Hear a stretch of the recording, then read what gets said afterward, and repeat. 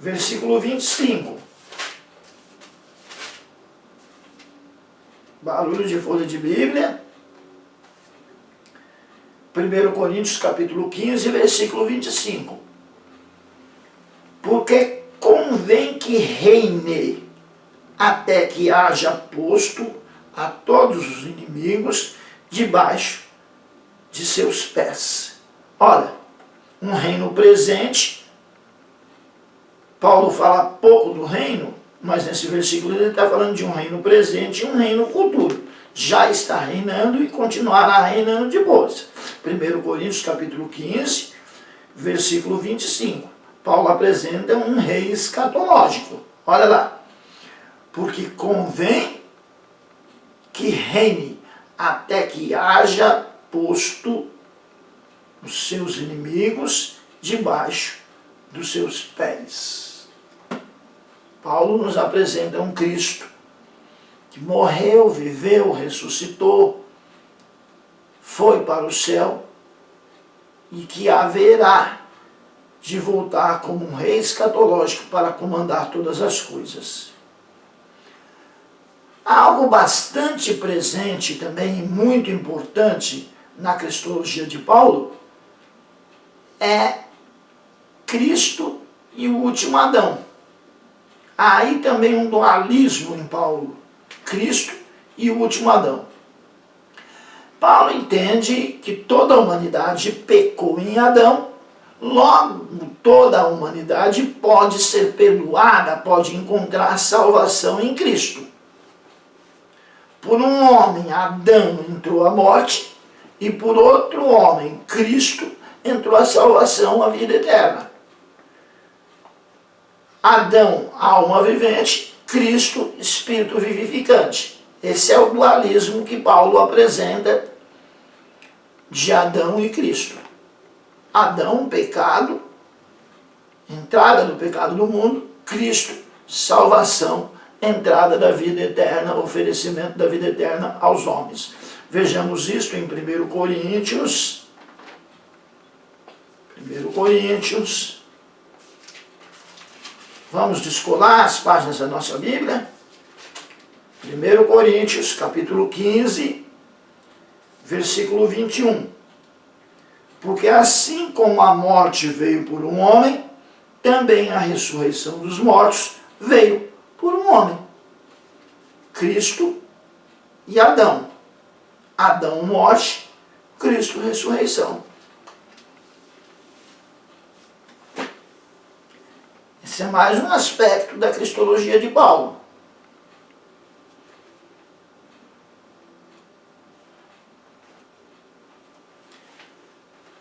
Para Paulo, Jesus é o Senhor, é outro aspecto profundo da cristologia de Paulo, é o senhorio de Cristo. Jesus é o Senhor, segundo Paulo.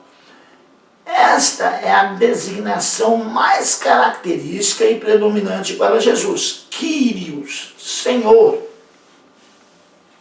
Nos escritos de Paulo e no cristianismo gentil em geral, a designação mais característica para Cristo é Senhor. Que era importante que Cristo fosse Senhor em oposição a César, que é um senhor humano. O verdadeiro Senhor não é César. O verdadeiro Kyrios é Jesus. Tanto nos escritos de Paulo, quanto no cristianismo em geral, gentil em geral. Era incentivada, era ensinada a submissão à autoridade humana. Mas a principal autoridade não é humana. A principal autoridade é Cristo como Kyrios, como Senhor. Esse termo Kyrios é a tradução do tetragrama. Na Septuaginta é a tradução daquele tetragrama que é o nome de Deus. Nós não vamos entrar aqui em detalhes linguísticos por conta do tempo, né? Mas, de uma forma bem simples, Kyrios, na Septuaginta, é a tradução do tetragrama. Nos escritos de Paulo, no pensamento do cristão gentil em geral,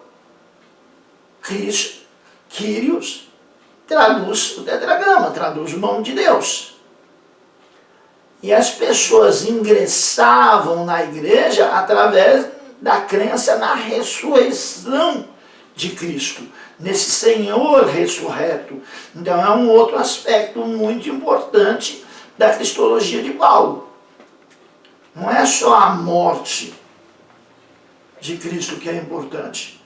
A sua ressurreição também é importante. Para se fazer parte da igreja, era necessária a confissão, confessar esse Cristo ressurreto. Vejamos isso. Romanos, capítulo 10, versículo 9.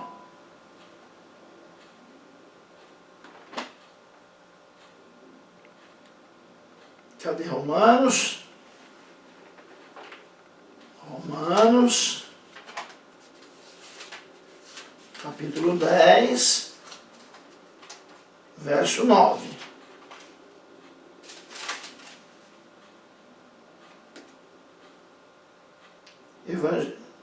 Carta do apóstolo Paulo aos Romanos, capítulo 10, verso 9.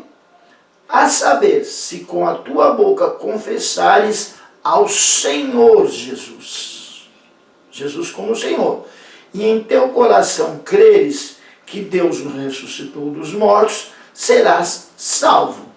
Então, para ser salvo, segundo a cristologia de Paulo, precisa crer no Jesus que morreu, que é Senhor, morreu, mas ressuscitou. Um Cristo Senhor e ressurreto. Um Cristo que tem senhorio e que teve poder sobre a morte e ressuscitou. Esse é Jesus, o Senhor, na cristologia do apóstolo Paulo.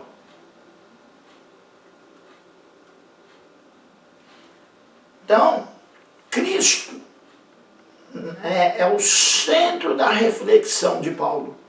Paulo, quando reflete, Paulo, quando busca um saber teológico, ele tem como Cristo, como centro, Cristo. O apóstolo era um profundo conhecedor do corpo doutrinário judaico acerca do Messias. Ele conhecia muito bem o que o judaísmo dizia acerca do Messias. Antes ele via Jesus meramente como uma figura humana, no seu ponto de vista. A sua compreensão de Cristo, a partir daquela experiência vivida no caminho de Damasco, articula agora a novidade de seu pensamento e dá uma nova luz em que ele passou a viver. Ele dá uma nova interpretação às raízes do seu conhecimento judaico. Ele não despreza o seu conhecimento judaico, mas ele dá uma nova interpretação. Ele coloca Cristo ressurreto, Cristo que morreu, ressuscitou, que venceu a morte, como o Messias da tradição judaica. E ele passa a ver a sua própria tradição judaica à luz da fé em Cristo. Assim, Paulo ele caminha em sua vida missionária e evangelizadora, em sua vida missionária, ele caminha levando uma nova leitura a partir do seu entendimento da experiência a respeito da vida cristã. Ele tem uma experiência, especial com Cristo e pode falar de forma categórica a respeito da vida cristã. O fundamento da pregação cristológica, da cristologia de Paulo, está no Cristo morto, na morte, Cristo morto e ressurreto. O fundamento da cristologia de Paulo está na morte e na ressurreição de Cristo. Paulo, ele espera a volta de um Cristo que morreu e ressuscitou. Então, a cristologia de Paulo, ela é tanto voltada para a igreja, para a eclesiologia, quanto para a escatologia. Para Paulo, Cristo é o Senhor. Para Paulo, Cristo é o segundo Adão. Para Paulo, Cristo é o Senhor ressurreto, é o Rei ressurreto que haverá de voltar para dominar todas as coisas, para implantar o seu reino agora final e dominar todas as coisas. Vejamos então a teologia do livro de Hebreus, que é um livro também de uma cristologia bastante profunda. Vejamos a teologia do livro de Hebreus. Um tema importante na cristologia do livro de Hebreus é a superioridade de Cristo. O epicentro teológico, o principal da teologia da Epístola aos Hebreus, pode ser resumido em uma palavra: cristologia. Então é um livro bastante cristológico. Falar de Cristo em Hebreus é descrever o livro inteiro. O livro inteiro aponta para Cristo.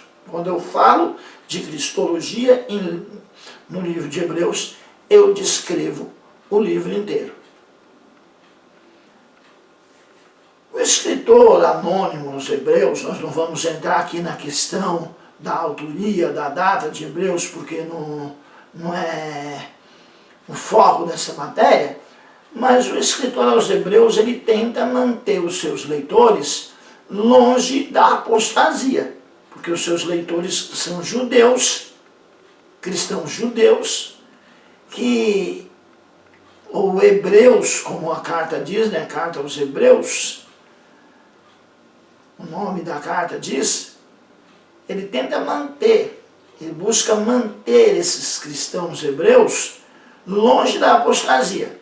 Para fazer isso, para mantê-los longe da apostasia, ele afirma categoricamente a superioridade de Cristo. Cristo é superior. Vocês não devem voltar ao judaísmo.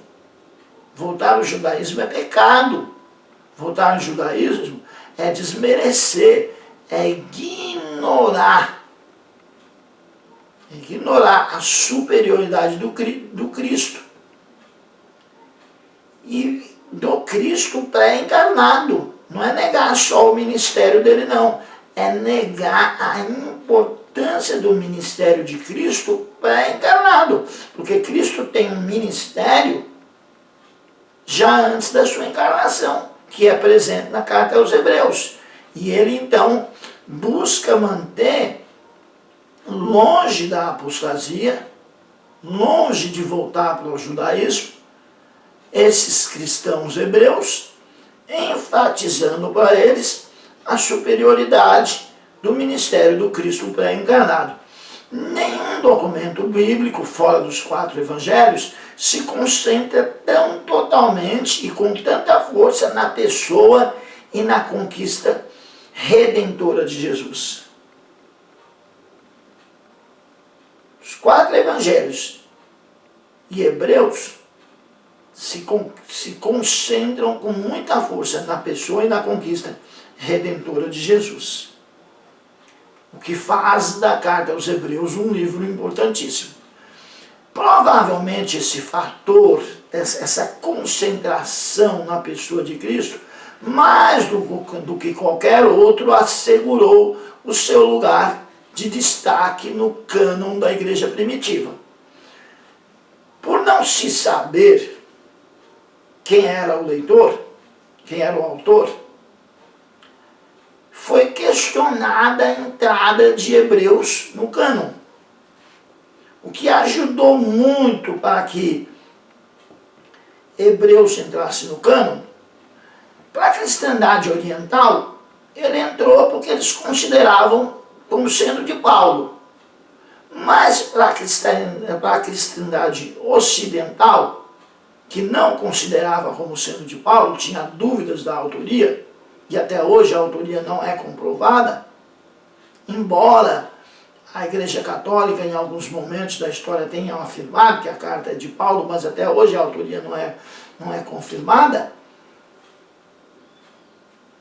Esse destaque cristológico foi que determinou, foi que contribuiu para que a carta fizesse parte do cânon. Vejamos o prefácio da carta aos Hebreus.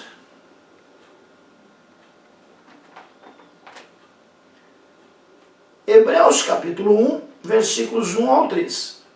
Havendo Deus antigamente falado muitas vezes, de muitas maneiras, aos pais, pelos profetas, a nós, nesses últimos dias, a nós falou, nesses últimos dias, pelo Filho, a quem constituiu o herdeiro de tudo, por quem fez também o mundo, o qual, sendo o resplendor da glória e a expressa imagem da sua pessoa, e sustentando todas as coisas pela palavra do seu poder, havendo feito por si mesmo a purificação dos nossos pecados, assentou-se à destra da majestade nas alturas. Esse é o prólogo da carta.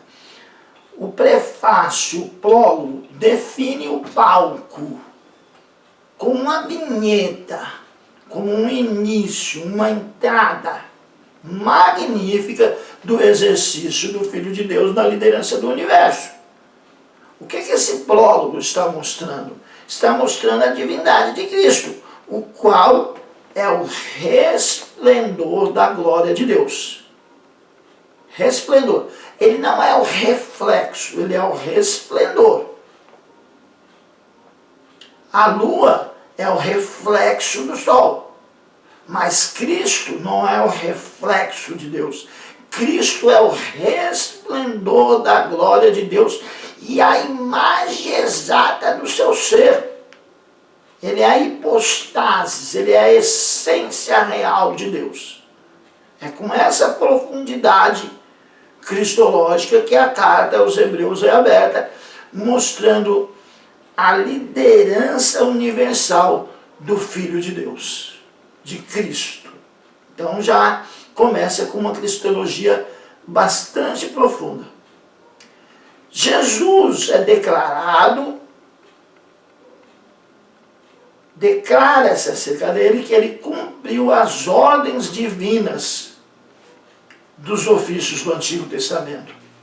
Em Hebreus, Cristo é profeta, Cristo é rei e Cristo é sacerdote. São as ordens dos ofícios que Deus instituiu no Antigo Testamento. Então o elemento profético aparece nos versículos 1 e 2 deste prólogo, onde é declarado o Filho através do qual Deus falou a sua palavra final. Cristo Redentor. Nos versículos 1 e 2 aparece esse elemento profético. Capítulo 1, versículo 1 e 2. Em seguida, a sua entronização régia, a sua entronização como rei do universo, é descrita na primeira parte do versículo 3. Ele assentou-se à direita dos céus. Ele assentou-se à direita da majestade no céu. Ele foi entronizado no céu. Então mostra um Jesus rei. Esta posição é exaltada como resultado direto de sua realização sacerdotal. Como ele é um sacerdote perfeito, superior, ele é exaltado à posição de rei. Depois que ele fez o sacrifício, depois que ele purificou os nossos pecados, ele passa a ser o centro do universo. Ele passa a ser a estar à direita de Deus Pai. Ele é entronizado. E é essa mensagem que se desenrola nessa carta importantíssima que é a carta aos Hebreus. Para fins de análise desta carta, tão cristológica, tão profunda, nós estamos falando de cristologia, falamos da cristologia nos evangelhos, falamos da cristologia em Paulo, estamos falando da cristologia em Hebreus. Para fins de análise da Epístola aos Hebreus, ela pode ser dividida em duas seções principais. Como é que se analisa a carta? Dividida em duas seções principais. Capítulo 1, versículo 1, até o capítulo 10, versículo 18, o tema principal é a superioridade de Cristo, como sumo sacerdote eterno. Cristo é superior, mostra a sua superioridade. Capítulo 1, versículo 1, até capítulo 10, versículo 18. Ele é declarado, em última instância, superior às instituições mais prezadas da antiga fé hebraica. Ele é em tudo superior à antiga aliança. Ele é superior. Então ele é superior à palavra de Deus falada através dos profetas. A palavra de Deus falada pelos profetas é muito importante, mas Cristo é superior a ela. Ele é o próprio Redentor. Ele é superior aos anjos, é superior a Arão, superior a Moisés. Cristo é superior. No livro de Hebreus, a cristologia de Hebreus enfatiza a superioridade de Cristo. Então esses dois fatores qualificam-no unicamente como sendo o único fiel e capaz de levar os pecados do seu povo. Essa superioridade dele o qualifica como o único que é capaz de levar os pecados do povo. Com base da mesma singularidade do seu ser, ele é tão superior a Moisés, o grande legislador, como é o Criador, que é sobre o criado. Moisés é o ser criado, Cristo é o Criador. Moisés é pequeno, Cristo é grande, Cristo é superior a Moisés. Portanto, fala-se de um descanso espiritual. O descanso espiritual das obras mortas oferecido por Jesus, ele nos oferece um descanso espiritual de todas as nossas obras que nós praticamos e que eram inúteis, eram mortas.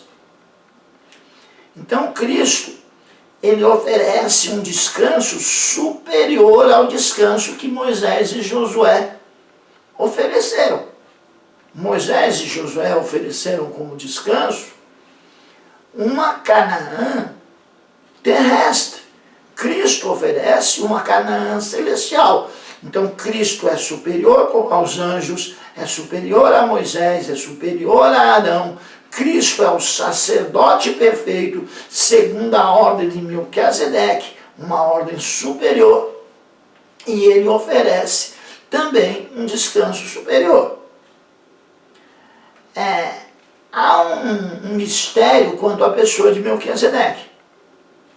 Há um mistério na Bíblia, há um mistério no Antigo Testamento, um mistério na carta aos Hebreus. Porém, quando se busca na tradição judaica, quando se aprofunda na pessoa de Melquisedeque, se descobre que era um homem. Embora alguns achem que era uma teofania do próprio Cristo. Porém, outros, ao examinar a questão, consideram que era um homem e que é um símbolo de Cristo. Porque Abraão ofereceu seus sacrifícios a Melquisedeque, sacerdote de Salem. E nós oferecemos os nossos sacrifícios a Cristo, que é um sacerdote ainda maior do que Melquisedeque. Veja que Melquisedeque é um sacerdote anterior a Moisés, por isso um grande sacerdote. Mas Cristo é um sacerdote eterno, Melquisedeque não é eterno. Cristo é um sacerdote eterno, segundo a ordem de Melquisedeque. Há todo um mistério envolto nisso. Mas a intenção é mostrar um Cristo sacerdote perfeito, superior a Arão, superior a Moisés, o grande legislador, superior aos anjos, que tem a nos oferecer um descanso melhor. Portanto, Cristo, na carta aos Hebreus, é o superior. Ele é intimamente superior ao ministério temporal e terreno exercido por Arão e por seus descendentes. Aqui, nesse ponto, a cristologia de Hebreus atinge o seu pico mais elevado. É uma das cristologias mais importantes entre esses vários autores cristológicos, os 4 evangelistas, Paulo. Aqui a cristologia de Hebreus atinge o seu pico mais elevado. Com Jesus, o sacerdote eterno, que entra no santuário interior do universo. Não é aquele santuário que Moisés entrava, é o santuário interior do universo.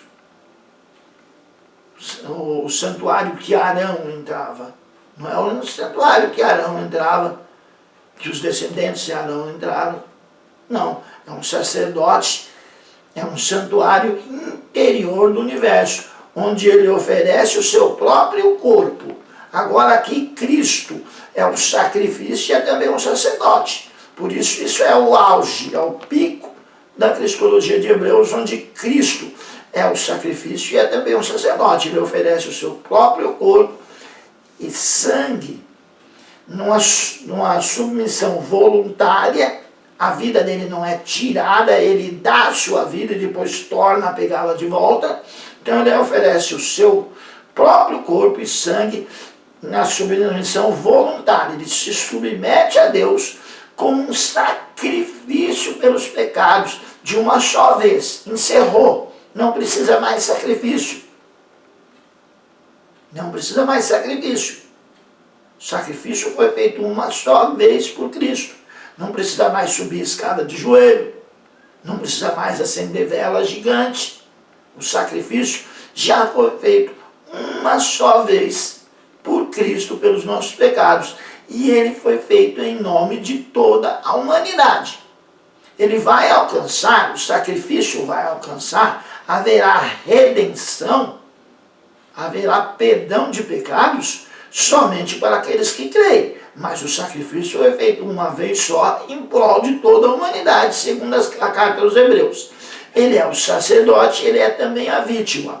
Ele é o ofertante e é também o oferecido. Esse é o auge da cristologia de Hebreus. O autor aos Hebreus se esforça por conduzir seus leitores a um novo nível, em que não dependeriam de objetos sagrados, lugares físicos ou sacerdotes terrenos. Porque o judaísmo, ele depende de lugares físicos. Ele é ritualístico.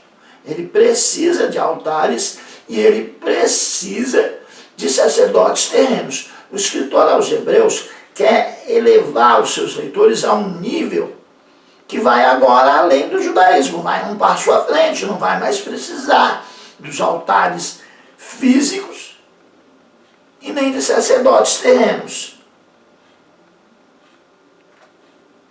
E aí vem a preocupação com os judaizantes modernos, porque assim como Paulo em Gálatas enfrentou os judaizantes, enfrentou pessoas que queriam trazer a igreja de volta ao judaísmo, fazer com que os crentes gentios guardassem o sábado, guardassem a lei de Moisés, e Paulo combateu veementemente os judaizantes da sua época.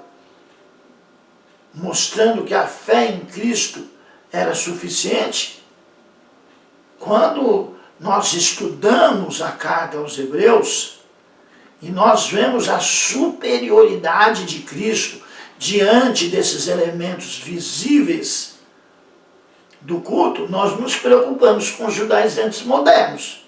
Nós nos preocupamos com as pessoas que querem trazer a Arca da Aliança de volta para dentro da igreja, que querem trazer os castiçais de volta para dentro da igreja, não como elemento de adoração, não como elemento de adorno, mas como elemento parte do culto, parte da adoração. Isso é comprometedor, é querer judaizar a igreja. Nós não precisamos mais da Arca da Aliança dentro da igreja, porque a Arca da Aliança no Antigo Testamento simbolizava a presença de Deus. Hoje nós já temos Cristo no meio da igreja, nós não precisamos mais da Arca da Aliança.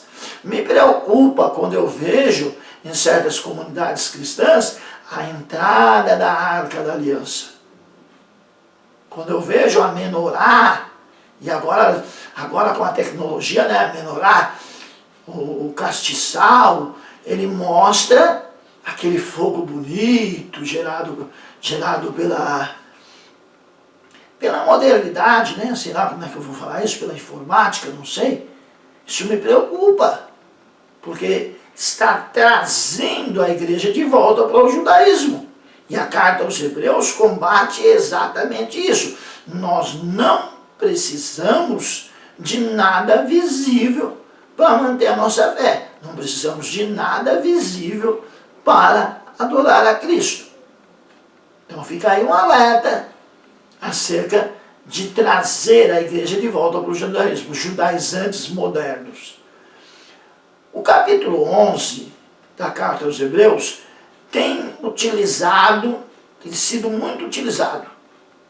O capítulo 11, tão utilizado quando se estuda sobre a fé, é o capítulo central para se estudar a fé, mostra os hebreus que mesmo os seus antepassados, mostra aos hebreus que mesmo os seus antepassados, os pais, os juízes e os profetas, viveram e serviram a Deus e venceram pela fé e não por vista.